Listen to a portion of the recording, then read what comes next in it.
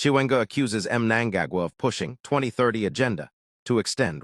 The 18th of October 2025, Zimbabwe. Zimbabwe's Vice President Constantino Chiwenga has reportedly accused President Emerson Mnangagwa of attempting to extend his rule beyond the constitutional limits through a so-called 2030 agenda, warning that the country is heading towards a dangerous coup path, reminiscent of 2017. In a strongly worded document submitted to the ZANU-PF Presidium and Politburo, Chiwenga allegedly blasted Mnangagwa's conduct, describing the president's actions as shameful and destroying the party. According to the Newshawks, the vice president claimed that corrupt elements within the ruling elite were bankrolling Mnangagwa's campaign, manipulating structures, and acting above the law to secure the president's continued grip on power. The explosive allegations come as the ZANU-PF annual conference begins in Mutare, with growing tensions and factional divisions threatening to split the ruling party. Political analysts warn that Chiwenga's move could intensify internal power struggles and reignite debates about succession and legitimacy.